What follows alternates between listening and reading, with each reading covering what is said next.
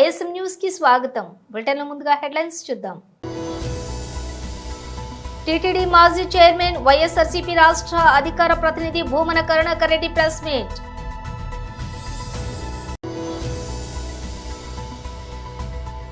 అసెంబ్లీలో మాట్లాడుతున్న మాజీ మంత్రి ఎమ్మెల్యే కేటీఆర్.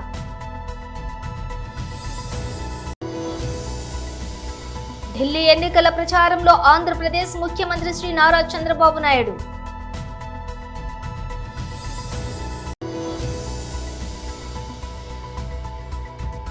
తెలంగాణ శాసనసభ సమావేశంలో రేవంత్ రెడ్డి మాట్లాడారు.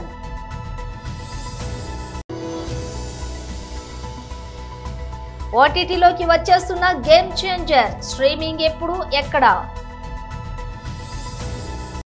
ఇక డీటెయిల్స్ చూస్తే టీటీడీ మాజీ చైర్మన్ వైఎస్ఆర్సీపీ రాష్ట్ర అధికార ప్రతినిధి భూమన కరుణాకర్ రెడ్డి ప్రెస్ మీట్ నిర్వహించారు. దుర్మార్గంతో నీచంతో ఎంతకైనా దిగజారి తెలుగుదేశం పార్టీ జనసేన పార్టీలు తమ అభ్యర్థిని గెలుచుకునేటువంటి ప్రయత్నం చేసింది. ఎంత దుర్మార్గం నడిచిందో గత వారం రోజులుగా ఈ పవిత్ర తిరుపతి నగరంలో మొత్తం ప్రజలందరూ కూడా చూసినారు.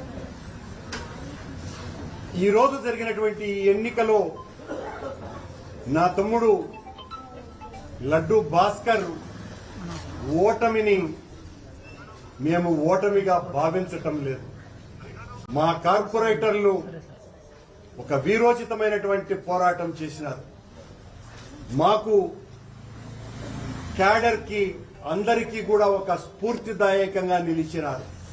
తిరుపతిలో వైఎస్ఆర్ కాంగ్రెస్ పార్టీ ఇన్ని దుర్మార్గాలు దౌర్జన్యాలు చేసినా ఇంత గొప్పగా ప్రతిఘటిస్తుంది అనేటువంటి ఒక సందేశాన్ని ఇచ్చింది. తెలుగుదేశం పార్టీ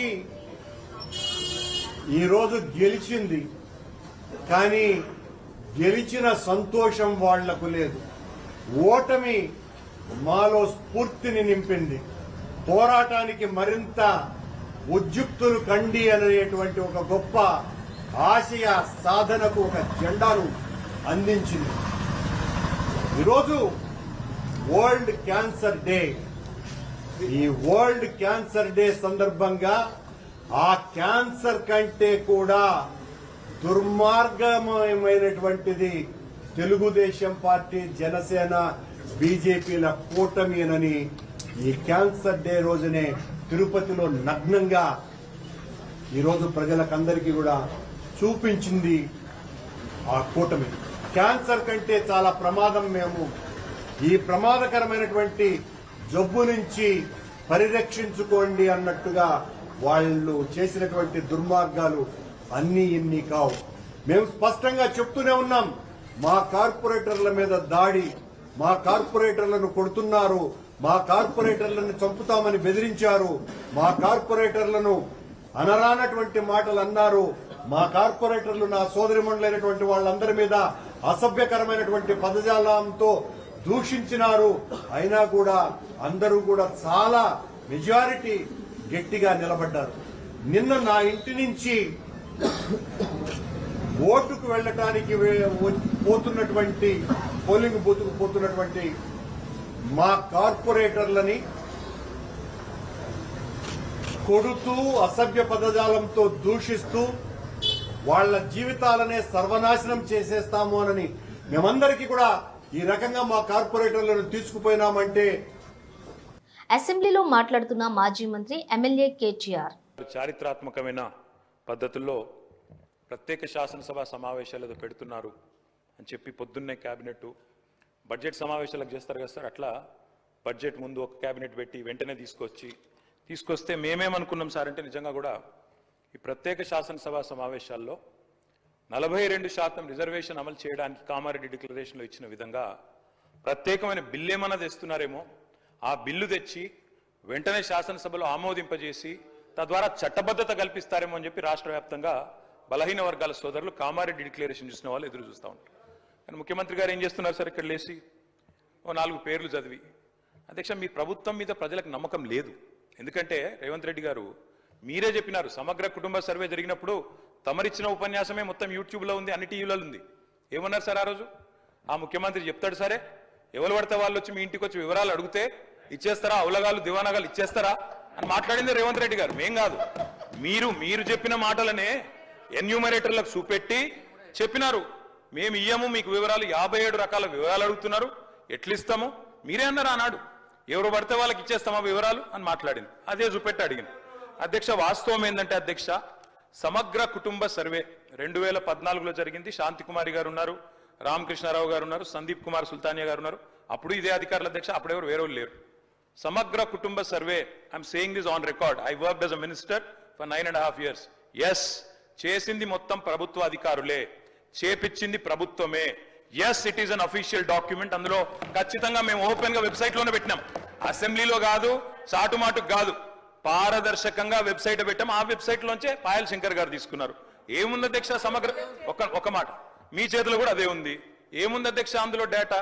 తేడా ఏంటంటే కేసీఆర్ గారి ప్రభుత్వానికి కాంగ్రెస్ ప్రభుత్వానికి అధ్యక్ష, సమగ్ర కుటుంబ సర్వేలో పాల్గొన్న కుటుంబాల సంఖ్య 1,03,00,000 కుటుంబాల అధ్యక్ష, 1,03,95,000.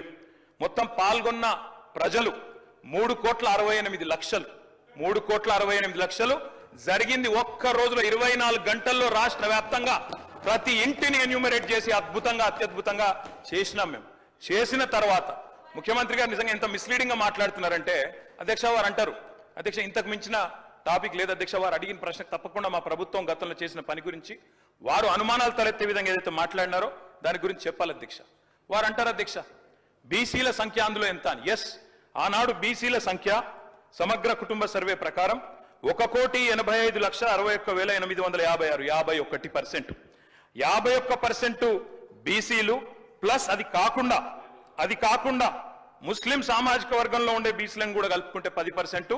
మొత్తం ఆనాడు సమగ్ర కుటుంబ సర్వే ప్రకారం రాష్ట్రంలో బీసీల సంఖ్య 61%.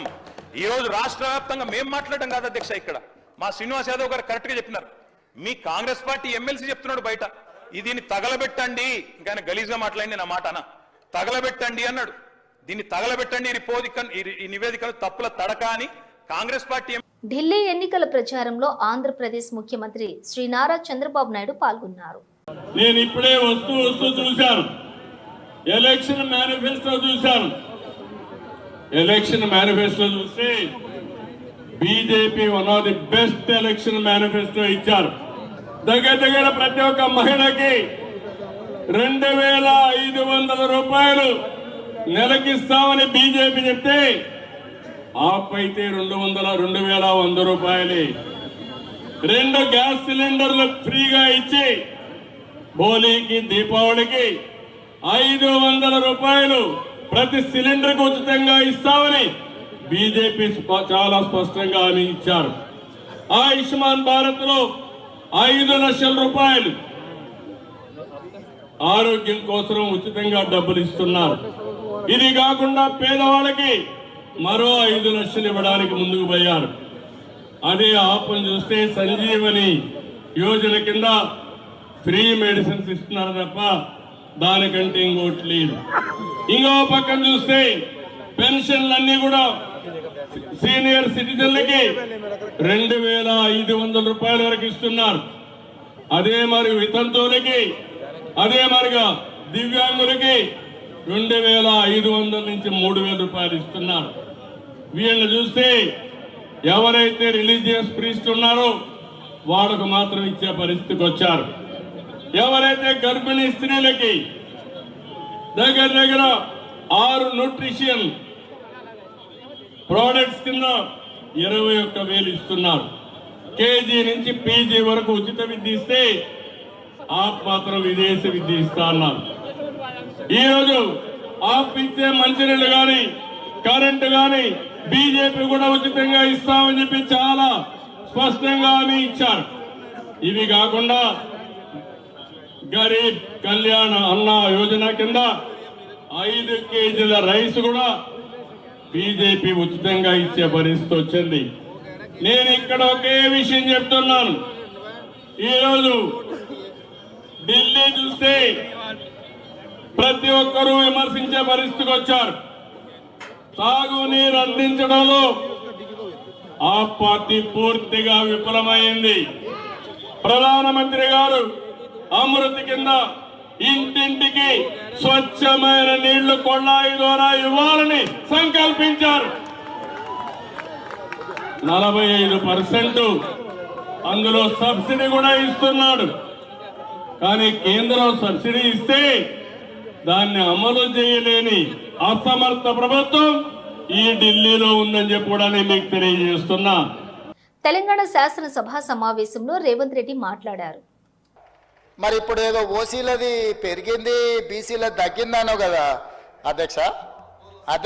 ఈ అపోలో సంఘము ఇక్కడ ఒక నెంబర్ చెప్పి 33వ పేజీలో మా మిత్రుడు పాపం శంకర్ మంచోడే, కానీ మంచోడు కదా అని అనుకున్న వాళ్ళు ఏం చెప్తే అది వింటే ఏమవుతుంది అధ్యక్ష? 33వ పేజీలో క్యాస్ట్ వైజ్ సెన్సెస్ పాపులేషన్ ఇచ్చిన దాంట్లో బీసీలు వాళ్ళు ఇచ్చిన లెక్క 18,85,61,856 ఇది. దీని ప్రకారం 51% బీసీలు అధ్యక్ష. దీని ప్రకారం ఓసీలు 78,12,858 అంటే 21% ఓసీలు అధ్యక్ష. అదేవిధంగా ఎస్సీలు 63,60,158 అధ్యక్ష, 18%. ఎస్టీలు 36,02,888 10% అధ్యక్ష. నేను ఇప్పుడు మిత్రుడు బీసీ నాయకుడు నేను అడుగుతున్నా అధ్యక్ష, నా లెక్కల ప్రకారము మా ప్రభుత్వం చేసి ఉత్తమ్ కుమార్ రెడ్డి గారు చేసిన లెక్కల ప్రకారము బీసీ జనాభా 56.33% అధ్యక్ష. 2014లో ఇంటెన్సివ్ హౌస్ హోల్డింగ్ సర్వే ప్రకారం బీసీలు 51% అధ్యక్ష. ఈరోజు బీసీలు పెరిగినరా తగ్గినరా అధ్యక్ష? ప్లస్ ఓసీలు వీళ్ళిక్కడ అధ్యక్ష, ఓసీలు వీళ్ళిక్కడ ఏం చూపించింది అధ్యక్ష? 21% చూపించింది అధ్యక్ష. కానీ అదే మా ఉత్తమ్ కుమార్ రెడ్డి గారు చేసిన సర్వేలా ఓసీల పర్సెంటేజ్ ఎంత చూపించింది అధ్యక్ష? లెక్కలన్నీ మీకు డీటెయిల్గా ఒక 1 by 1 మొత్తం చెప్పి నేను డీటెయిల్స్ చెప్పిన కదా అధ్యక్ష. 15% ఏమో ఉత్తమ్ కుమార్ రెడ్డి గారు చెప్పిన దాంట్లో ఓసీల శాతం ఉంటే ఈ అబద్ధాల సంఘం పెట్టిన డాక్యుమెంట్లో 21% ఓసీలు ఉన్నారు అధ్యక్ష.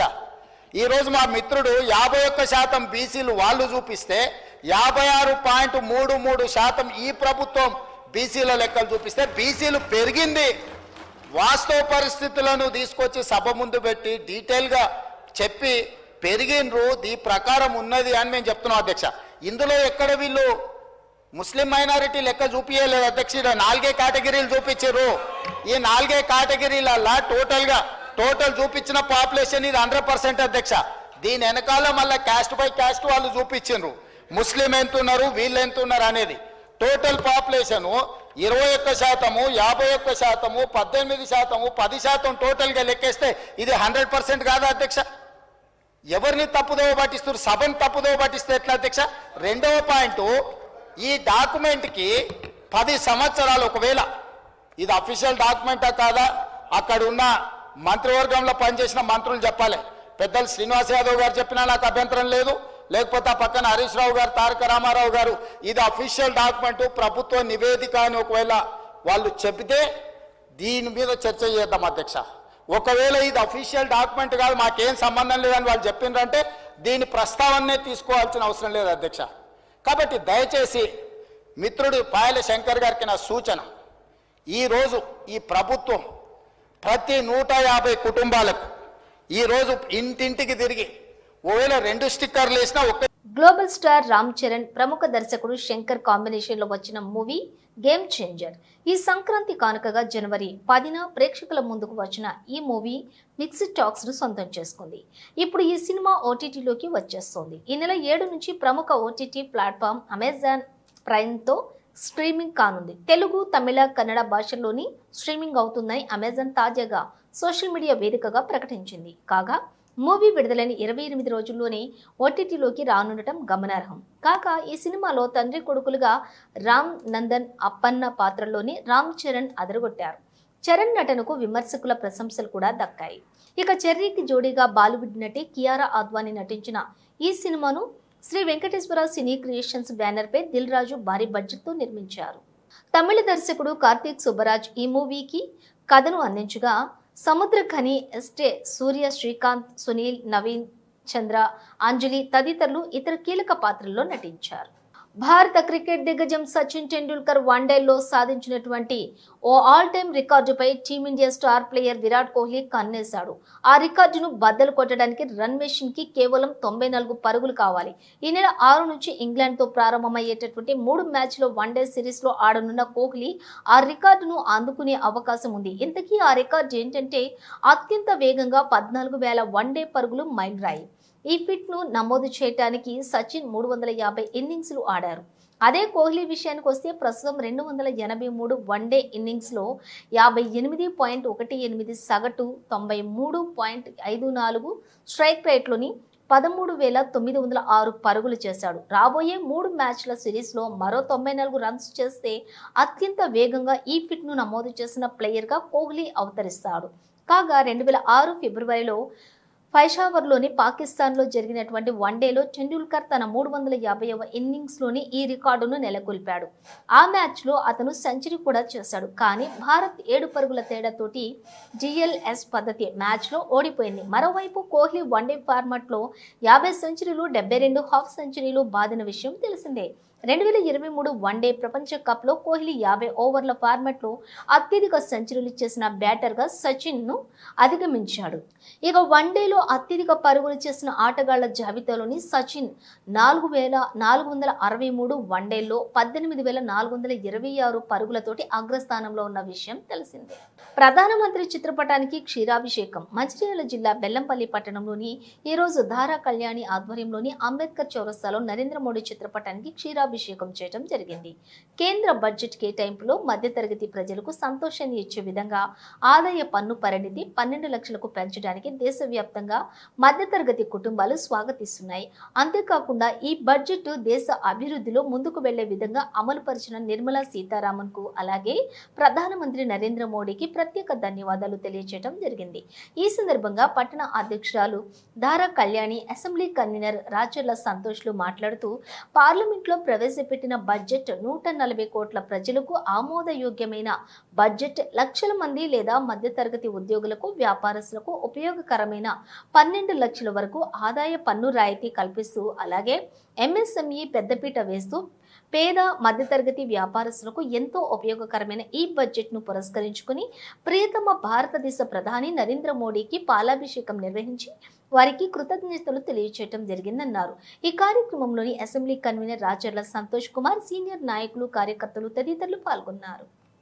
ఈరోజు బెల్లంపల్లి పట్టణంలో నరేంద్ర మోదీ గారి చిత్రపటానికి పాలాభిషేకం చేయడం జరిగింది. కేంద్ర ప్రభుత్వం ప్రవేశపెట్టిన మొన్న బడ్జెట్ సమావేశాలలో మధ్యతరగతి కుటుంబాలకి 12 లక్షల ఆదాయం పన్ను పరిమితిని పెంచిన సందర్భంగా ఈరోజు బెల్లంపల్లి పట్టణంలో పాలాభిషేకం చేయడం జరిగింది. మధ్యతరగతి కుటుంబాలకి ఆసరాలిచ్చిన కేంద్ర ప్రభుత్వానికి మధ్యతరగతి కుటుంబాలన్నీ కలిసి స్వాగతిస్తున్నారు. అలాగే MSMEకి కూడా పెద్దపీట వేసింది ఈ బడ్జెట్ సమావేశాలలో.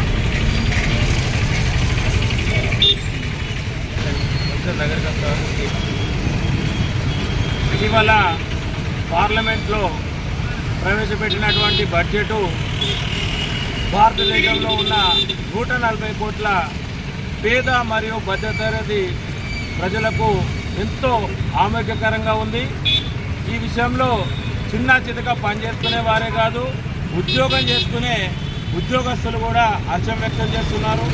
12 లక్షల వరకు ఇన్కమ్ ట్యాక్స్ లేదు అనేది ఏదైతే ఉందో దీంతో లక్షల మంది ఉద్యోగులకు కావచ్చు, మధ్యతరగతి వ్యాపారస్తులకు కావచ్చు ఉపయోగకరమైన ఈ బడ్జెటు. మరియు ఈ సంవత్సరం ఈ బడ్జెట్లో ముఖ్యంగా తెలియజేసేది ఏంటి అంటే MSME ఈ చిన్న మధ్య తరహా పరిశ్రమలు ఎవరైతే పెట్టుకుందామని అనుకుంటున్నారో వారికి 5 కోట్ల నుంచి 10 కోట్ల వరకు ఎటువంటి లేకుండా లోన్లు ఇవ్వడానికి ఈ ప్రభుత్వం ముందుకు వస్తుంది. ఇది చాలా ఉపయోగకరమైంది. పేద మధ్యతరగతి ప్రజలు ఎంతోమంది వ్యాపారస్తులుగా ఎదుగుతారు. ఇంత మంచి బడ్జెట్ను చూసి నరేంద్ర మోడీ గారికి ప్రపంచమే మెచ్చుకునే నాయకుడిని ఇవాళ నరేంద్ర మోడీ గారికి జనాలంతా హర్షం వ్యక్తం చేస్తుంటే కాంగ్రెస్ ప్రభుత్వము ఏం చేయాలో అర్థం కాక, వాళ్ళు వ్యతిరేకించాలో సమర్థించాలో అర్థం కాక, వాళ్ళు ఈ బడ్జెట్లో బాగలేదు అని చెప్పి ఏదో చేయాలి అని చెప్పి నరేంద్ర మోడీ గారి బిచ్చి బొమ్మలు కొన్ని జాలలో కాలబెడుతున్నారు. నిజంగా కాంగ్రెస్ ప్రభుత్వానికి చిత్తశుద్ధి ఉంటే ఈ రాష్ట్రంలో మీరు ఏదైతే స్కీములు ఉన్నాయో వీటిని వెంటనే ప్రజలకు అందజేసే విధంగా చూడండి. మీరు ఇచ్చిన ఏదైతే హామీలు ఉన్నాయో వాటిని నెరవేర్చండి. కష్టపడే తత్వం ఉంటే ఏ రంగంలోనైనా రాణించగలమని మార్గదర్శి ఎండి శైలజ కిరణ్ అన్నారు. యువ వ్యాపారులు వెంకట భానుప్రకాష్ విష్ణుప్రియలు బంజారాహిల్స్ రోడ్ నెంబర్ 45లో ఏర్పాటు చేసిన అత్యంత జ్యువెలరీ షోరూమ్ను AP handloom and textiles commissioner రేఖారాణితో కలిసి ప్రారంభించారు. వారు మాట్లాడుతూ 10 మందికి ఉపాధి కల్పించాలన్న ఆకాంక్ష, అభివృద్ధి సాధించాలన్న సంకల్పం ఉంటే అభివృద్ధి సాధించగలరని అన్నారు. అనంత జ్యువెలరీలోని సాంప్రదాయ ఆధునిక మేళావింపుతోటి ఏర్పాటు చేసిన ఆభరణాలు మహిళలకు, మగువలకు మరింత అందాన్ని తెచ్చిపెడతాయని అన్నారు.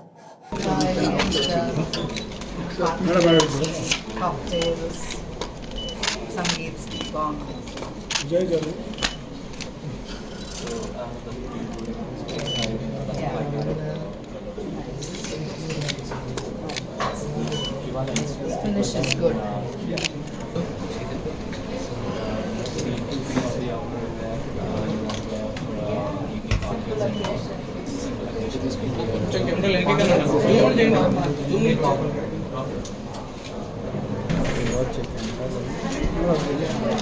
కొంచెం 1 second మ్యామ్.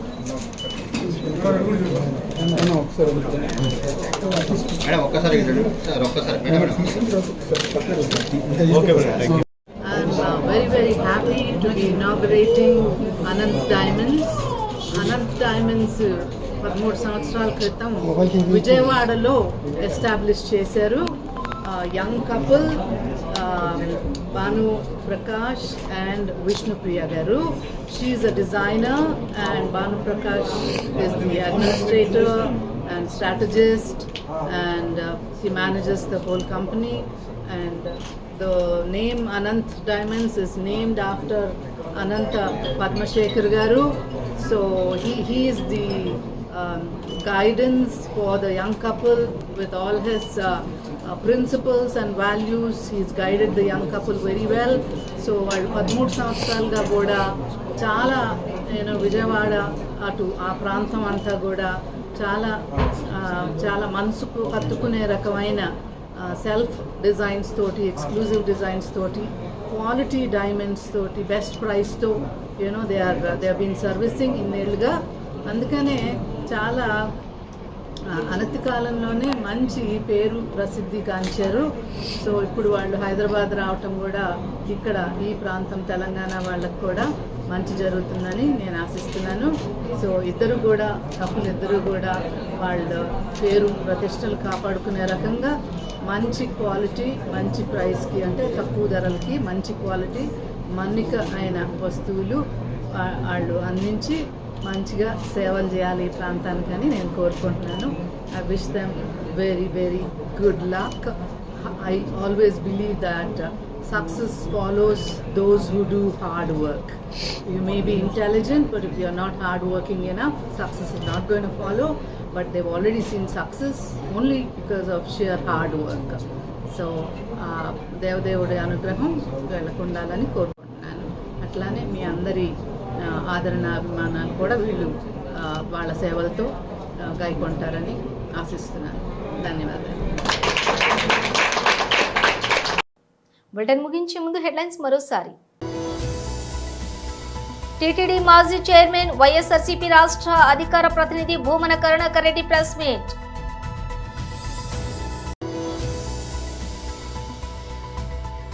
అసెంబ్లీలో మాట్లాడుతున్న మాజీ మంత్రి ఎమ్మెల్యే కేటీఆర్.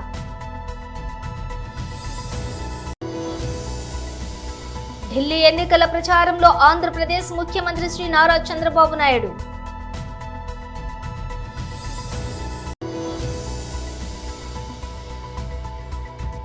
తెలంగాణ శాసనసభ సమావేశంలో రేవంత్ రెడ్డి మాట్లాడారు.